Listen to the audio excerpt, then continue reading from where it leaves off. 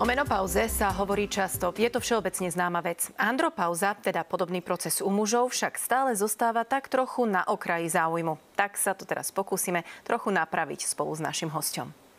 Tým hosťom je urológ a andrológ doktor Jozef Dubravický. Dobrý deň. Dobrý deň. Na úvod si hneď povedzme, vraj mužská andropauza nie je to isté ako ženská menopauza, aj keď to teda vyzerá podobne. Je to veľmi podobné, ale je to trošku iné. Už to vidíme úplne jednoznačne. Žena má problém s menštruáciou, s ovuláciou a tam to je viditeľné aj na jej zdraví, aj na tom, ako sa chová, že je nervóznejšia, podráženejšia, plus ešte začína priberať, hoci nič nie je. U mužov je to niečo podobné, ale to prebieha tak trošku viacej v skryte. Prebieha to technicky už od 20. 30. roku života postupne. Ako náhle dostali dospelosť, tak potom po 20. 30.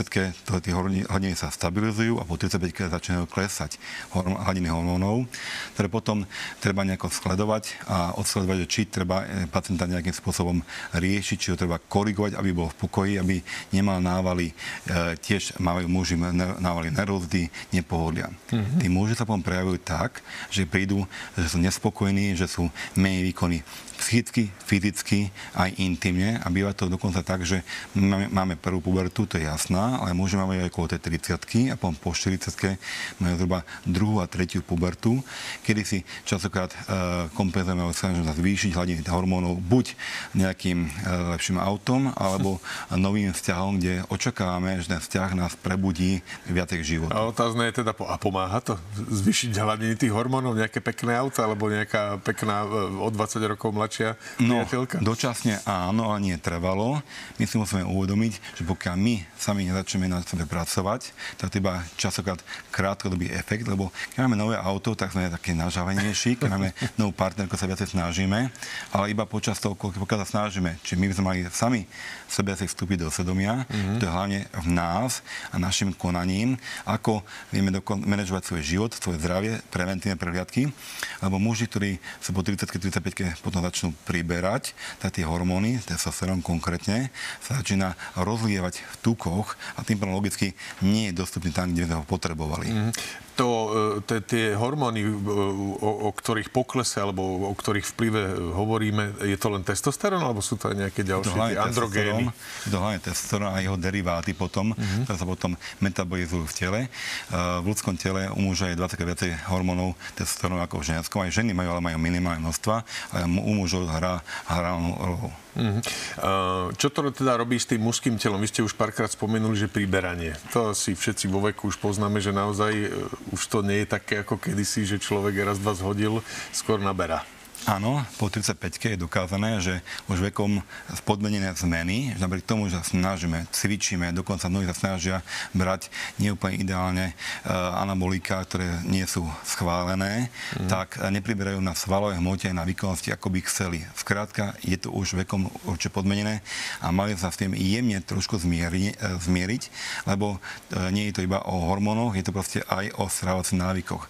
Mám veľké úspechy u pacientov, ktorí prídu ku mne, keď sa im s nimi porozprávam a keď im aj upravím trošku životosprávu, keď stravovacie návyky, keď znížia príjem energie nadbytočnej, zbytočnej, tak tí pacienti zrazu ožijú a ožijú mentálne, telesne aj intimne.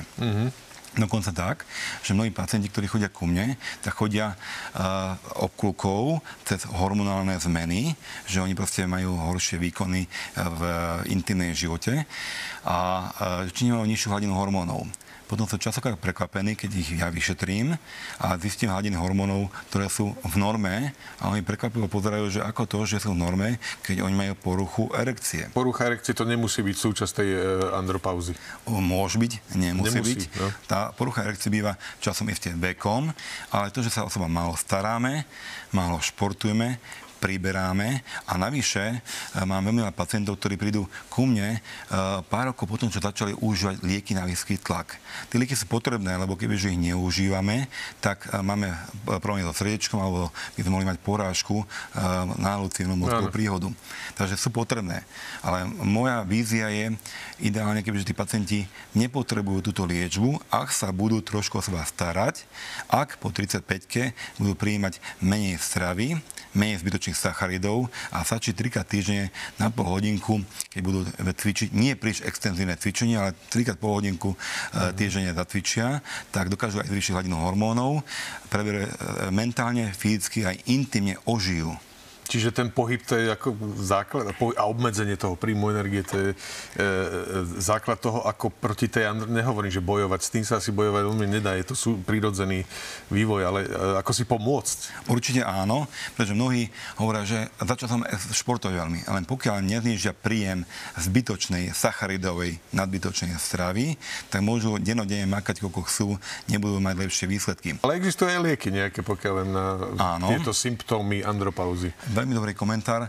Tie lieky nie je problém po vyšetrení aplikovať.